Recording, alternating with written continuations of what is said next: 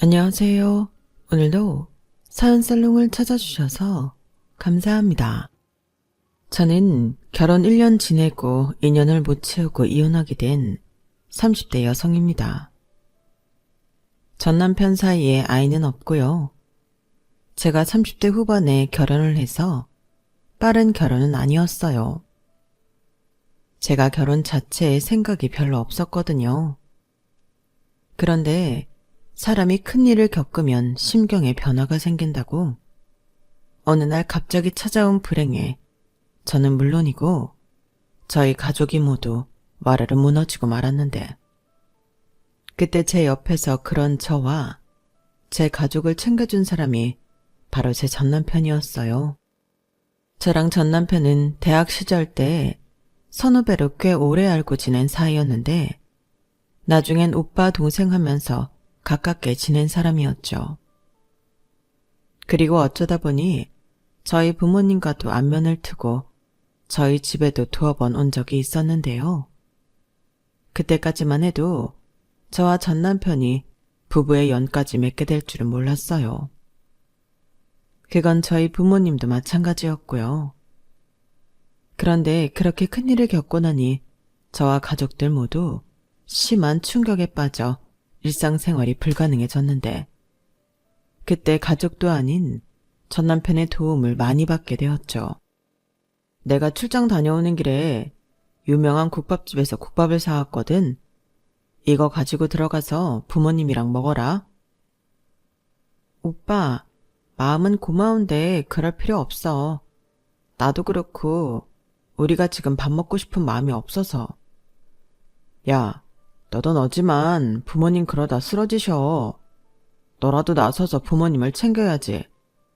아니다. 지금 가고 있으니까 문이나 열어줘. 내가 가서 챙겨드릴 테니까. 이렇게 그 사람이 불쑥불쑥 저희 집에 들어와 밥도 챙기고 청소도 하고 이것저것 신경을 쓰는데, 처음엔 불쾌하고 왜 저러나 싶었지만 이내 점점 그 마음이 고맙게 다가왔어요. 무엇보다 다른 사람들은 산 사람은 살아야지 언제까지 그러고 있을 거야 라고 말하던가, 힘들지? 그래도 힘내. 하늘에 있는 동생도 그걸 바라고 있을 거야 라며 나름의 위로를 하곤 했는데, 그 사람의 위로 방법은 좀 달랐던 것이 인상이 깊었죠. 힘들지? 무리할 거 없어. 울고 싶으면 울고 화내고 싶으면 화내도 돼. 아무리 오래 걸린다고 해도 다른 사람도 아닌 동생인데 당연하지. 나는 네가 나한테 어떤 모습을 보인다고 해도 상관없으니까 충분히 시간을 가져. 대신 부모님 앞에서는 무너지는 모습은 보이지 말고. 그런 모습은 전부 나한테 보여주고 좀 힘들더라도 부모님 앞에서는 그러지 마. 그렇다고 억지로 힘내라는 말은 아닌데, 그래도 너까지 무너지면 부모님은 다시 일어설 수 없어. 그건 너도 바라는 게 아니잖아. 이렇게 말을 해주는데 그 말이 너무 제 가슴에 와닿았어요. 뭔가 정말로 저와 제 가족을 챙겨주는 기분이었는데, 이런 사람이라면 힘들고 아픈 제 마음을 의지하고 싶더라고요. 그렇게 한번 마음을 주니 저는 금세 마음이 기울었고, 전 남편 역시 저와 제 가족을 챙기다 보니 자기도 마음이 점차 변하게 되었는데요. 그렇게 저와 저희 가족, 그리고 그 사람은 가족이 되고 싶었어요. 하지만 여기서 한 가지 문제가 초반부터 있었는데, 그 사람은 저희가 연인 사이가 되기 전부터 저희 가족을 만났지만 저는 그 사람의 가족을 본 적이 없다는 거였죠. 다른 이유가 있었다기보다 그 사람의 본가가 지방이라 굳이 그 집에 갈 일이 없었어요. 저는 서울에서 태어나 쭉 서울에 살면서 대학도 서울에서 다녔으니 집에서 통학을 했는데, 그 사람은 전라도 광주 사람으로 대학을 서울로 오면서 자취를 했었거든요. 그리고 그렇게 시작한 그 사람의 서울살이는 군대 다녀오고 대학 졸업 후 취업을 하면서 쭉 이어나가게 되었는데, 사귀는 동안에도 그 집에 인사를 가는 일은 없었어요. 생각해보면 제가 먼저 인사를 가고 싶다는 생각도 없었을 뿐더러 그 사람이 자기 식구를 보여주는 걸 좀 꺼려했던 것 같았는데 실제로 결혼을 약속하고 처음으로 그 집에 인사를 가니 첫 인상부터 참 어렵더군요. 저를 아래 위로 훑으시고는 못마땅하다는 얼굴로 한숨부터 쉬셨는데 그 기분이란 당해보지 않으면 절대 알 수 없을 거예요. 그만큼 저를 마치 무슨 상품 보듯 검수하는 눈빛이었는데 아무 말도 하지 않았지만 저를 마음에 들어하지 않는다는 건 알 수 있겠더라고요. 그래서 내심 속으로 이를 어쩌면 좋을까? 이리저리 궁리를 하는데 시어머니가 먼저 말씀을 시작하셨어요. 생각했던 것보다 아가씨가 많이 말랐네. 이래서 살림하고 애 낳아서 키울 수 있겠어? 요즘 여자애들은 죄다 말라 빠져서는 내가 은근히 걱정했는데 저렇게 살 집이 없어서는 어떻게 애를 낳을까? 엄마는 무슨 초면부터 그런 말을 해. 요즘 여자들 다 자기 관리한다고 이런 몸 되고 싶어서 안달이거든? 그리고 내가 장가가는 게 애 때문이야? 왜 벌써부터 그런 말을 해? 내가 이럴까봐 집에 여자친구를 못 데려오는 거야. 그래서 니들끼리 다 결정하고 통보하러 왔냐? 그래서 뭐 나랑 네 아빠가 반대하면 안 할 거야? 정말 그랬으면 좋겠어. 언제는 하도 안 간다고 갔다 오더라도 하기만 하라며. 그야 일단 하는 게 급하니까 한 소리고. 그리고 이왕 결혼했으면 차손을 봐야지. 그러려면 일단 여자 몸이 좀 후덕한 맛도 있고 그래야 하는데 난 후덕한 여자 싫은데 나는 누나같이 뚱뚱한 여자는 게으른 것 같아서 싫단 말이야. 야, 너 말 다 했어? 세 사람 있는 데서 누나 망신을 시켜도 유분수지. 거기에 왜 내 얘기를 하는 건데? 그리고 내가 무슨 뚱뚱하다는 거야. 그래, 네 누나가 어디가 뚱뚱해? 딱 보기 좋은 몸이지. 복스럽고 귀엽고. 얘가 아주 말라 빠진 여자 만나더니 눈이 이상해졌네. 아무튼 결혼 반대하지 않을 테니까 결혼하면 살부터 좀 찌어라. 니들 나이가 적지도 않잖아. 지금 생각하면 그때 왜 바보처럼 저런 소리를 다 듣고 앉아 있었나 후회가 막심해요.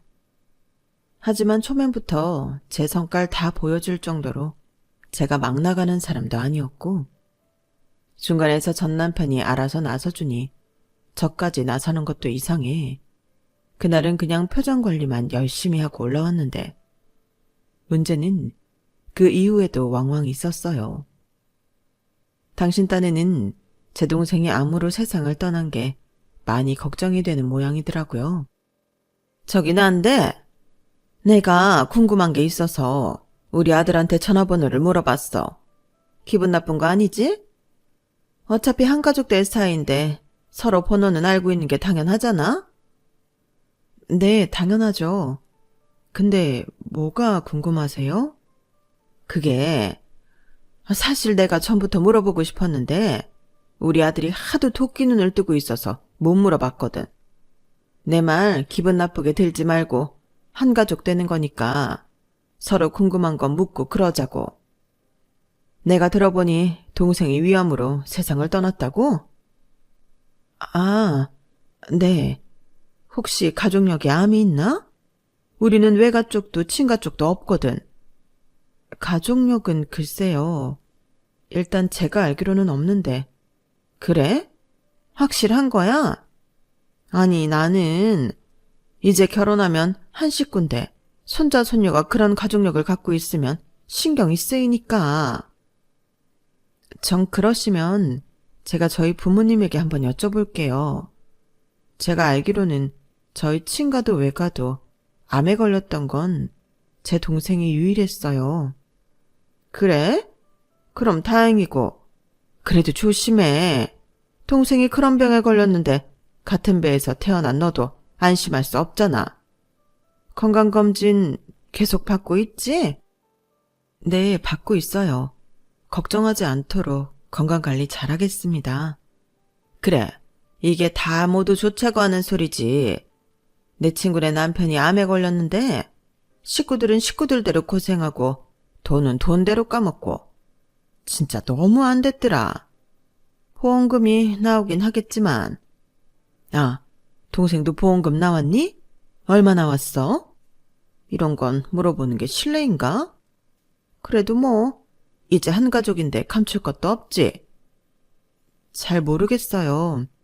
저희가 그때 정말 많이 힘들어서 이모들이 도와줘서 받은 건 알고 있는데 제가 묻질 않았거든요. 동생 죽고 받은 돈인데 궁금하지도 않았고요. 아, 그러니? 뭐 그럴 수 있지.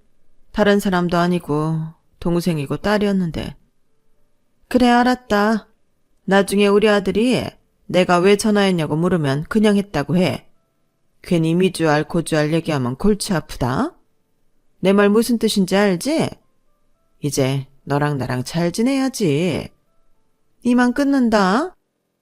같은 소리여도 시어머니의 전화는 기분이 별로 좋지 않았어요. 말은 한 가족이라고 했지만 철저히 남처럼 느껴졌죠.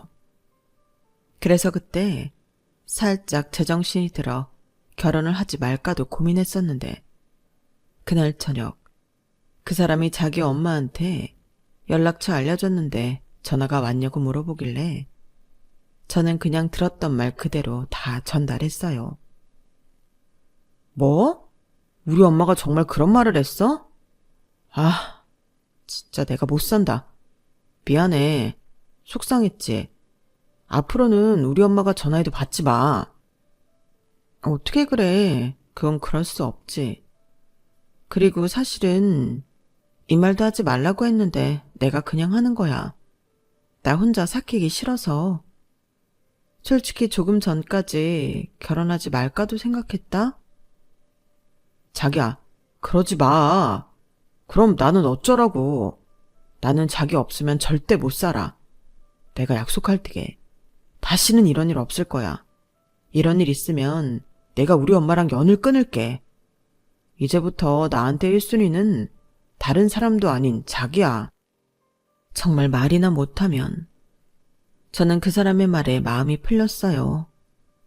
제가 원래 사람한테 호락호락한 사람이 아닌데 동생 일 이후에는 새가슴이 되어서 조그마한 일에도 욱하고 또 금방 풀어지곤 했는데 전 남편의 단호한 말은 저한테는 큰 위안이 되었어요.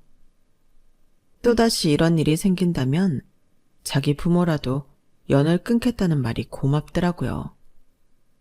그에 반면 그 사람은 저희 부모님에게 한결같이 잘했는데 자기 스스로 장가오면 아들이 생겼다고 생각하시라며 저보다 더 자식 노릇을 잘 하더라고요. 그러니 먼 시댁에서 저런 기분 나쁜 말을 해도 넘어갈 수 있었는데요. 그 사람 덕에 저희 부모님도 자식을 잃은 슬픔에서 조금씩 벗어나 일상생활로 돌아올 수 있었어요. 그러니 사위가 예쁘지 않을 리가 없었고 그 사람은 저희 집에만 오면 극진한 미리부터 사위 대접을 받았는데 그렇게 결혼 준비에 들어갔죠. 여기서 잠깐 결혼 준비에 대해 말을 하자면 저희가 결혼 이야기를 나눌 때 했던 말이 있었어요. 결혼은 아무래도 돈이 가장 예민한 부분이잖아요. 그래서 서로 얼마나 모았는지 가지고 있는 돈을 오픈했고 그 사람은 나름 준비를 했다며 1억에 가까운 돈을 모았더군요. 그에 반면 저는 일부는 동생 수술비에 보태기도 해서 5천만 원 정도 있었는데 그 사람은 그 정도면 충분하다고 했어요. 그러면서 자기가 장남이라 원래부터 자기 부모님이 5천만 원 정도는 해주겠다고 한 말이 있다며 그럼 2억 정도 되니 대출을 끼더라도 집을 사는 것도 괜찮을 것 같다고 했는데요. 그 말에 저희 부모님이 그럼 1억을 해주시겠다고 하셨죠. 그래도 명색이 두 사람의 시작인데 두 사람이 똑같이 준비해야 뒤탈이 없지 않겠냐면서요. 그럼 모두 다 해서 3억이 되는 돈이었고, 그 돈이면 집도 사고 결혼 준비도 잘할 수 있을 것 같아 내심 기분이 좋았는데, 일단 그건 뜻하는 바가 이루어지지 않았어요. 예비시댁에서 자기들이 언제 그런 말을 했냐며 말을 바꾸셨거든요. 게다가 위에 누나도 아직 시집을 못 갔는데 무슨 5천만 원이나 해달라고 하냐며 자기 아들을 나무라셨다고 하셨는데요. 그 소리를 듣고 솔직히 욱하는 마음이 올라왔어요. 그 사람은 이렇게 된 이상 양과 똑같이 지원을 받지 말자고 했고, 전후 사정을 다 들은 저희 부모님이 어떻게 그러냐며 그럼 5천만 원을 해줄 테니 둘이 1억씩 가지고 시작해보라고 하셨는데, 그래서 집은 사지 않고 20평대 아파트를 전세로 들어갔어요. 지금 생각하면 그게 뭐랄까 신의 한 수였는데요. 저는 부모님 도움을 받긴 했어도 그 사람과 제가 똑같이 반반 가지고 와서 한 결혼이라 헤어질 때도 쉽더라고요. 가져온 대로 반반 나누면 됐었거든요. 하지만 그때는 절대 그럴 일이 없다고 생각했고, 그저 예비시댁에는 서운한 마음과 동시에 이렇게 된 거, 결혼해서 돈도 잘 모아 집도 사고 보란듯이 행복하게 사는 모습을 보여줘야겠다 하는 오기가 생겼는데, 결론부터 이야기하자면 신혼생활은 나름 만족했어요. 워낙 살뜰한 성격이고 또 자취를 하면서 집안일을 곧잘하는 남편이었기 때문에 오히려 제가 도움을 많이 받았는데, 한 달에 한 번에서 많게는 2번은 친정부모님과 시간도 보내고 나름 안정적인 결혼 생활을 할 수 있었어요. 그렇게 행복한 결혼 1주년을 보내고 2주년을 맞이할 쯤엔 전세 계약이 끝나면 집을 살까도 고민하며 즐거운 상상을 하고 있었는데, 남편에게서 이상한 얘기를 듣게 되었어요. 갑자기 남편의 외할머니가 저희가 사는 아파트 단지로 이사를 온다는 소리였죠. 뭐? 할머님이 이사를 오신다고? 누구랑? 그게 할머니 혼자 오시는 것 같아. 할머니가 병원 다니시려면 왔다 갔다 힘드시다고. 엄마가 이사시켜드리는 것 같더라고. 병원? 할머니 어디 아프셔? 나도 최근에 알았는데 우리 할머니 대장암 이기래. 뭐 그렇다고 당장 수술을 하시는 건 아니고 지금은 약도 써보면서 할 수 있으면 항암 치료를 해보자고 하나 봐. 그런데 자기도 처제 때문에 알겠지만 항암이라는 게 체력이 받쳐줘야 하는 거잖아. 그런데 할머니 연세가 있으셔서 우선 약을 쓰면서 체력 회복을 좀 해보자고. 뭐? 그 말이 정말이야? 그런데 어떻게 할머니가 혼자 계신다는 거야? 옆에서 누군가 계속 케어를 해드려야 하잖아. 그리고 병원에는 누가 모시고 가? 그건 나랑 자기가 있으니까. 저는 남편의 말에 망치로 머리를 세게 얻어맞은 기분이었어요. 그러니까 저랑 상의도 하지 않고 할머님만 이사를 와서 우리가 챙기자는 말을 남편이 하고 있는 거잖아요. 말이 우리지 거의 저더러 하라는 것 같았는데 어이가 없어서 한참을 아무 말 없이 남편만 쳐다봤어요. 미안해. 나도 너무 갑자기 알게 돼서. 엄마도 힘들다고 하고 우리 누나는 할머니랑 사이도 안 좋거든. 서울에는 우리만 사는데 나도 어쩔 도리가 없었어. 그래서 이렇게 다 된 후에 나한테 통보하는 거야? 세상에 이러는 법이 어딨어. 그래서 미안하다고 하잖아. 나도 뭐 이러고 싶었겠냐? 근데 솔직히 다른 건 몰라도 할머니가 아프셔서 그러는 건데 그 정도는 자기도 이해해줄 수 있는 거잖아. 오히려 누구보다 잘 이해할 수 있는 사람이 자기 아니야? 솔직히 좀 실망이다. 실망? 누가 할 소릴. 정작 자식인 어머니도 나 몰라라는데 그걸 왜 며느리인 내가 해야 해? 며느리니까 할 수 있는 거지. 아니, 해야지. 집안의 어른이 아프신데. 그리고 내가 언제 전적으로 자기 혼자 하래? 나도 할 거야. 우리 할머니니까. 저는 당당한 남편의 태도에 더는 아무 말도 하고 싶지 않았어요. 물론 제가 한참 아랫사람이고 투병 가족 케어했던 경험도 있으니 병수발을 들 수도 있는데 정작 자식인 시어머님은 오시지도 않고 저에게 아픈 당신 부모를 떠밀었다는 게 참을 수 없을 정도로 화가 났어요. 만약 시외할머니가 올라오시기 전에 충분히 저희 부부와 상의하고 제가 결정했다면 남편과 같이 한다는 전제하에 할 수도 있었을 거예요.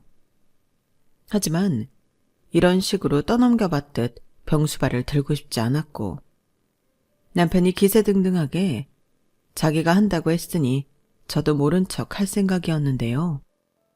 처음 남편이 할머님을 모시고 병원에 다녀오고 그날 저녁 바로 시어머니에게 불효령 같은 전화가 걸려왔어요.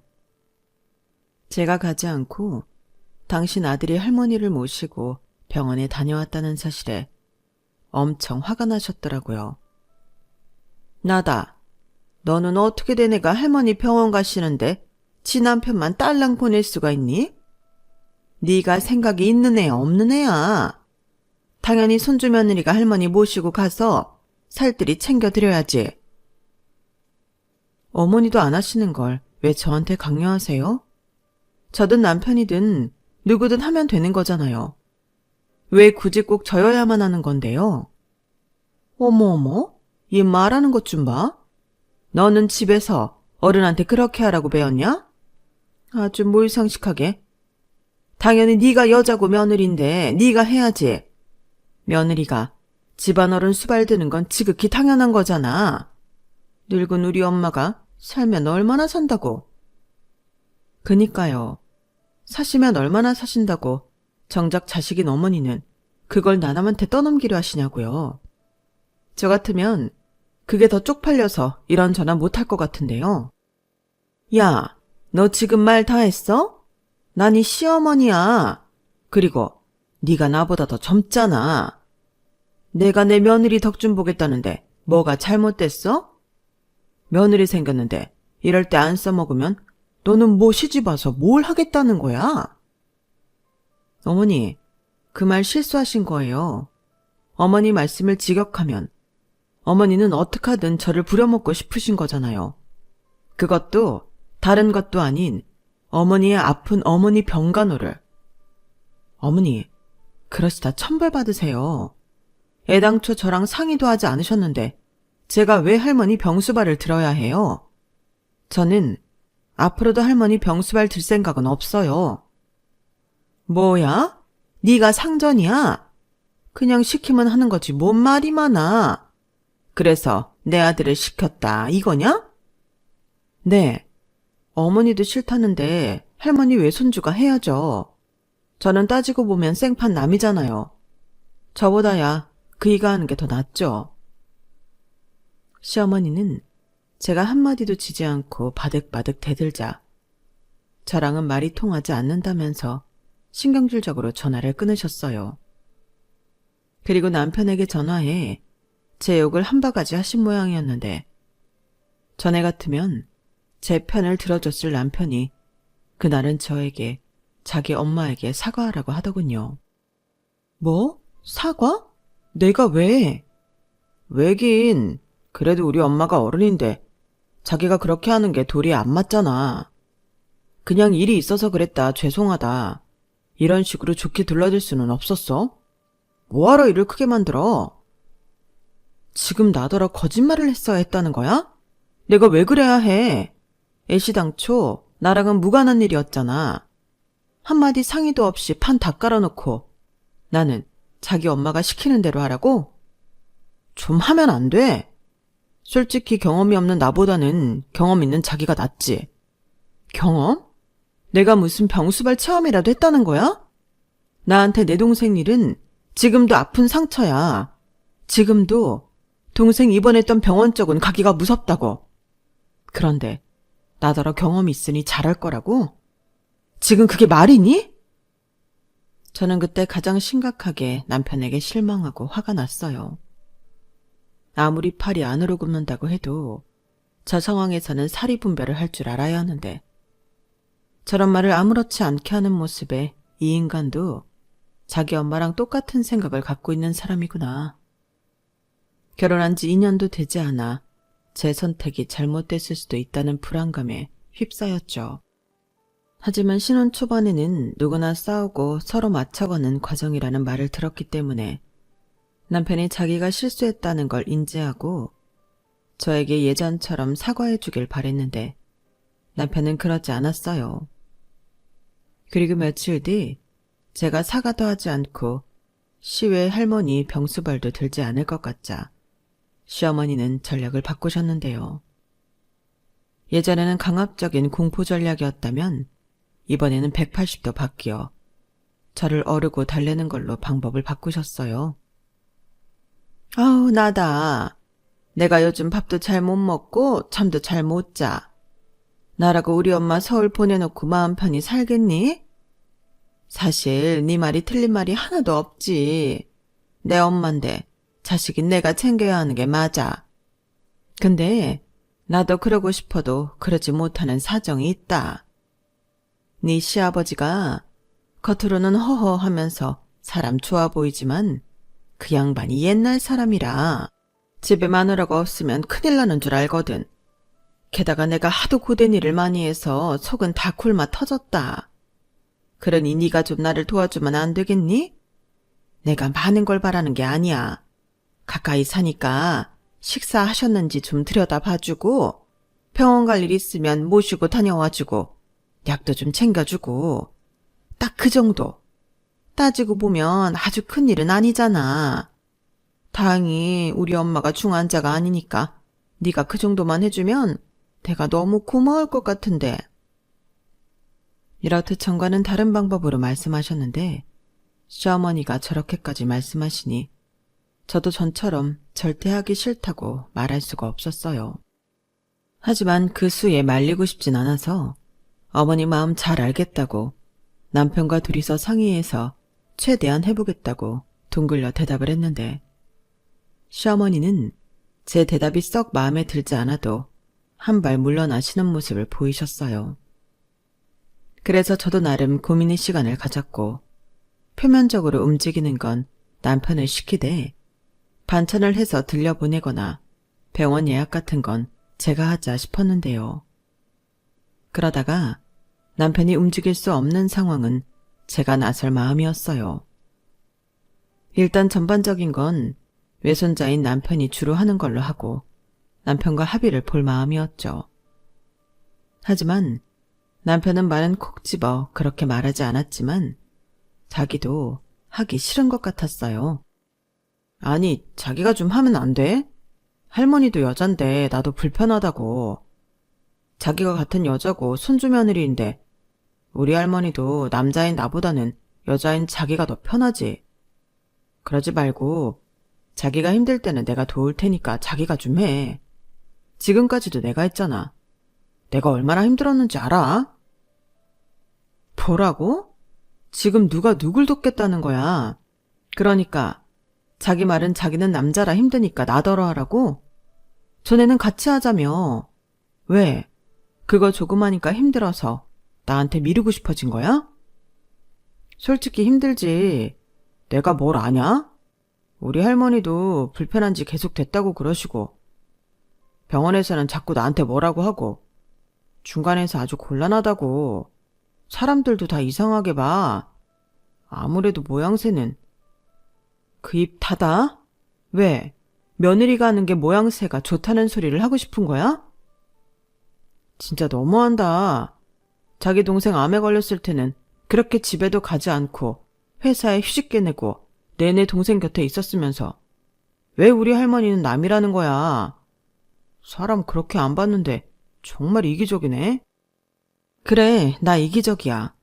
지금 할머니랑 내 동생이랑 같아? 그리고 내가 전에도 말했지? 내 동생 얘기는 지금도 나한테는 상처라고. 어떻게 나한테 이래? 나야말로 사람 그렇게 안 봤는데 너무하네.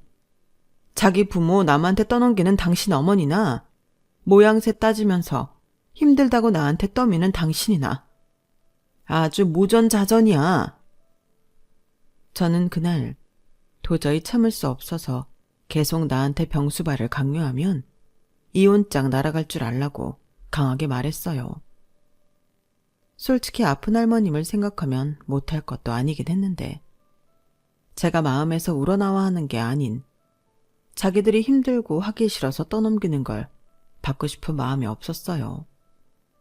그리고 남편은 마침내 생각보다 제가 쉽게 넘어가지 않고 또 점점 반응이 격해지니 그 이상은 저를 건드리지 않았는데요. 하지만 일은 거기서 끝나지 않았어요. 그냥 그렇게 조용히 입 닫고 있을 것이지 남편은 자기 엄마한테 쪼로로 일러 바친 것이 문제가 되었죠. 자기 말로는 돌아가는 상황을 자기 집에도 이야기를 해둬야 집에서도 대책을 세울 것 같아 이야기를 했다고 하는데 나중에 알고 보니 남편은 지도 못한다고 하고 자기도 더는 힘들어 못한다고 자기 누나를 올려보내든 것도 아니면 다시 할머니를 모시고 가라고 집에다 이야기를 한 거였어요. 그러니 시어머니가 또다시 화가 나서 저에게 득달같이 전화를 하셨는데 첫마디가 지금도 잊혀지지 않는 명언이었죠. 어디서 여자가 먼저 하늘 같은 남편한테 이혼 얘기를 꺼내? 라고 하셨는데 저는 그 말을 듣고 어이가 없어 헛웃음이 나왔어요. 남녀가 서로 잘 살아보자고 합의하고 한 결혼인데 이혼 얘기는 남자든 여자든 먼저 못 살겠다 싶은 사람이 하는 거잖아요. 하지만 시어머니는 저를 무슨 자기 아들을 모시는 하녀라도 되는 듯 저런 말을 했고 저는 이런 집구석에서는 탈출이 답이라는 생각을 하게 되었죠. 하지만 이런 마음을 품고 있다는 것도 모르던 시어머니는 당신이 무슨 제 위에 윗전이라도 되는 듯 이렇게 말씀하셨는데요. 내가 우리 엄마를 모시고 살라고 했냐? 네가 뭔데 우리 집에 풍파를 일으켜? 풍파를 일으킨 건 제가 아니라 어머님이시죠. 어머니야말로 저를 얼마나 무시하셨으면 저한테 상의도 하지 않고 일을 이렇게 만드세요. 어머니는 지까짓 게 어쩌겠냐는 마음으로 일부러 할머니 저희 아파트에 이사 오시도록 한 거잖아요. 이건 아프신 할머니 마음도 전혀 배려하지 않은 처사예요. 네가 뭔데 내가 하는 일에 토를 달아? 나 때는 그런 거 꿈도 못 꿨다. 기라고 하면 기고 시키는 대로 다 했어. 근데 너는 뭔데 이렇게 뻗대는 건데? 네가 그렇게 잘났어? 원래 여자가 시집 왔으면 기꺼이 시집살이 하고 시집 수발 들고 하는 거야. 저는 싫어요. 어머님이 그렇게 사셨다고 저까지 그렇게 살아야 하는 건 아니잖아요. 그래서 어머니도 그이도 자꾸 저한테 싫은 걸 강요하니까 이혼하겠다고요. 아, 불쌍한 우리 엄마. 싸가지 없는 손주 며느리 때문에 암에 걸렸는데 병수발도 못 받고. 우리 엄마 잘못되면 그건 전부 너 때문이야. 그게 왜 저 때문이에요? 억지 좀 그만 부리세요. 할머니 불쌍한 거 맞죠? 딸이 이렇게 자기 엄마 병수발 안 들려고 꼼수를 부리는데 마음이 얼마나 슬프시겠어요. 제가 어머니보다 암 환자 가족을 먼저 해봐서 아는데요. 당사자 마음이 제일 중요해요. 제가 할머니라면 다른 사람도 아닌 딸인 어머니한테 제일 서운할 거라고요. 그렇게 살지 마세요. 어머니도 자식 있잖아요. 나중에 똑같은 대우 받을 거예요. 뭐야? 너 지금 말 다 했어? 이런 싸가지 없는 년? 어디서 감히 어른한테 못난 주둥이를 놀려? 너 내 손에 죽고 싶어 환장했냐? 시어머니는 제 말에 전곡을 찔렸는지 전보다는 훨씬 높은 수위로 흥분하셔서는 저한테 욕을 하기 시작하셨어요. 그래서 저는 그 욕을 전부 녹음했고 그렇게 제가 싫다고 하시니 피차 서로 보지 않고 사는 게 좋지 않나며 이혼하겠다고 말했는데, 저더러 아픈 할머니 모시기 싫어서 이혼하는 천하의 못된 년이라고 마지막까지 악담을 하셨어요. 그러면서 이혼할 때 하더라도 제가 내빼는 거니 몸만 나가라고 했는데요. 말도 안 되는 소리죠. 제가 그래야 할 이유가 없잖아요. 그런데 자기 엄마한테 전화를 받았는지 남편이 제가 일하는 회사에 찾아왔고 자기 엄마한테 들은 말이 전부 다 사실이냐며 고래고래 소리를 질렀는데, 그때는 장소가 장소인 만큼 너무 창피했죠. 이런 꼴을 보려고 청첩장 돌리고 결혼한 게 아닌데 너무 치욕스럽더라고요. 그리고 그날 더 미룰 것도 없어서 일찍 퇴근해서 합의 이혼 서류를 챙겨서 집으로 돌아갔어요. 어차피 우리 둘 사이에 아이도 없고 복잡할 것이 없으니 서로 도장 찍고 빨리 끝내버리고 싶었어요. 그렇게 굳은 일, 하기 싫은 일 전부 저에게 떠넘기고 싶어하는 인간들에게 나는 이렇게 서류 한 장이면 남이 되는 사람이라는 걸 똑똑히 보여주고 싶었죠. 그리고 솔직히 저들도 저를 못됐다는 등 싸가지 없다는 등 아픈 할머니도 외면하는 싹수 노란 사람으로 몰았으니 이혼 서류에 도장을 안 찍을 이유도 없다고 생각했는데요. 어이없게도 남편은 자기는 이혼할 생각이 없다고 하더군요. 진짜 무슨 저런 거머리 같은 인간이 다 있나 싶었어요. 그러면서 한다는 말이 이번 일은 무조건 제가 잘못한 거니 제가 생각을 고쳐먹고 자기 할머니 완치 판정 받으실 때까지 제가 며느리 도리하는 게 맞다고 했는데요. 그때 말했네요. 너나 손주 도리해. 그 집 식구들 아무도 도리 안 하는데 왜 나만 해야 하는데? 나도 정말 니네 할머니 생각해서 이렇게까지 안 하고 싶었는데 제일 나쁜 인간들은 니네들이야. 나 녹음한 것도 있고 이혼 못할 이유 없거든? 도장 못 찍겠으면 말어. 소송할 테니까. 저렇게 말을 하니 남편도 움찔하는 눈치였어요. 자기도 소송을 하면 자기가 유리할 것이 없다는 걸 모르지 않았을 거니까요. 그래서인지 금세 말을 바꿔서 알겠다고 했고, 저는 이것저것 따지는 것도 싫어서 반반 똑같이 해서 한 결혼 반반 똑같이 나눠 갖고 헤어지자고 했는데 남편은 알겠다고 수긍했어요. 제가 위자료라도 달라고 하면 자기도 골치 아픈데 반반씩 나눠 갖고 끝내자고 하니 자기도 고마웠겠죠. 하지만 이 소식을 들은 시어머니는 제가 자기 아들 인생 망쳤다며 반은 무슨 반이냐고 저더러 몸만 나가라고 했는데, 그러면서 한 소리가 저를 참지 못하게 했네요. 가만 보니 네가 심보가 고약해서 네 동생이 네 여보로 일찍 갔나 보다. 너는 네 동생한테 평생 속죄하면서 살아야 해. 뭐라고요? 지금 말 다 하셨어요? 그러는 어머니 심보도 고약하긴 둘째라면 살아오니 할머니도 오래 못 버티시겠네요. 하기사 복도 없지. 어머니 같은 딸을 낳았는데 살아봤자 뭐예요? 어머니야말로 할머니 돌아가시면 평생 속죄하고 사세요. 따지고 보면 아들 이혼시키는 것도 어머니가 어줍잖게 꼼수 부려서인 건 잘 아시죠? 그러니까 아들 인생 망친 건 제가 아니라 어머님이시라고요. 제 동생이 저 때문에 일찍 갔다고요? 그래도 제 동생은 한시도 혼자였던 적이 없어요. 식구들이 다들 자기들이 간호한다고 그렇게 옆을 지켰는데 어디에 비교를 하세요? 제발 부끄러운 줄 아세요. 저는 남이지만 어머니는 자식이잖아요. 저 어머니 때문에라도 좋게는 이혼 못하겠네요. 제대로 청구할 건 청구할 테니 이제 아들 원망도 들으면서 사세요. 저는 그렇게 말하고 남편에게 정신적 피해 보상금 1,000만 원을 요구했어요.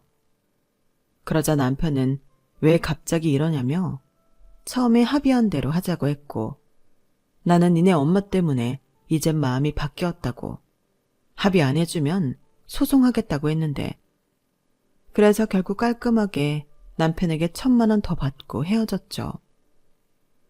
마음 같아서는 더한 금액을 요구하고 싶었지만 솔직히 그 이상은 양심상 요구할 수 없었어요.